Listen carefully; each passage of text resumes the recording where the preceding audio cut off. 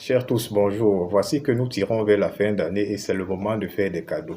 Cette vidéo est un cadeau pour tous les hommes parce que ces informations que vous entendrez concernent 9 hommes sur 10 et pourtant la plupart l'ignorent. Oui, il faut fixer les bases concernant le problème ou les inconforts de la prostate.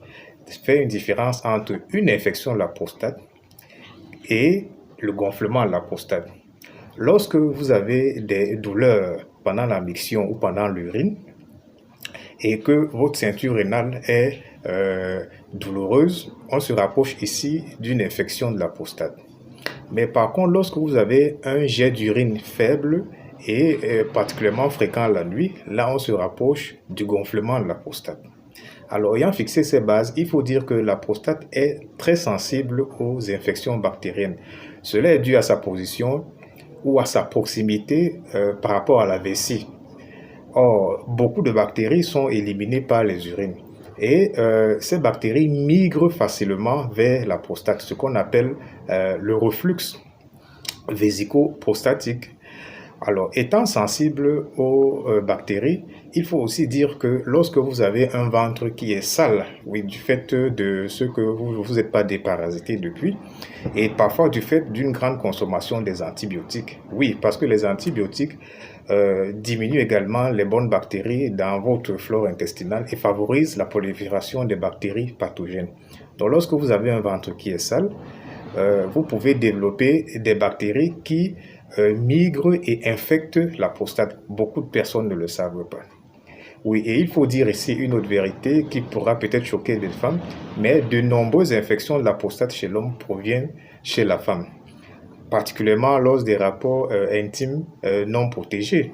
Oui, parce que lorsque vous contractez par exemple le chlamydia, qui est très répandu, alors il infecte dangereusement la prostate et vous pouvez développer une infection prostatique.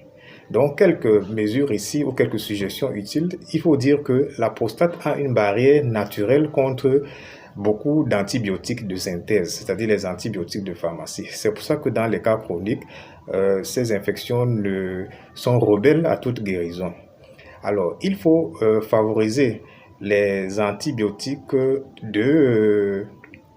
naturels, les antibiotiques dits naturels, comme par exemple la propolis des abeilles, qui coûte cher, mais qui permet à la longue de résorber les infections bactériennes. Et lorsque vous êtes sous prise d'antibiotiques, assurez-vous de consommer des fibres alimentaires. Oui, parce que ces fibres alimentaires permettent de recoloniser la flore intestinale de bonnes bactéries. Sinon, ces antibiotiques vont diminuer les bonnes bactéries et les bactéries pathogènes vont se multiplier et entraîner une infection de la prostate. Vous voyez que les infections de la prostate peuvent être sexuelles, mais elles peuvent aussi être dues au fait que vous avez un système digestif qui est sale. D'où justement des cures qui permettent le nettoyage du système digestif et partant une meilleure santé de la prostate chez l'homme. Partagez ces quelques informations qui sont comme un cadeau de Noël pour les hommes parce que beaucoup l'ignorent. Bonne santé à tous. Merci.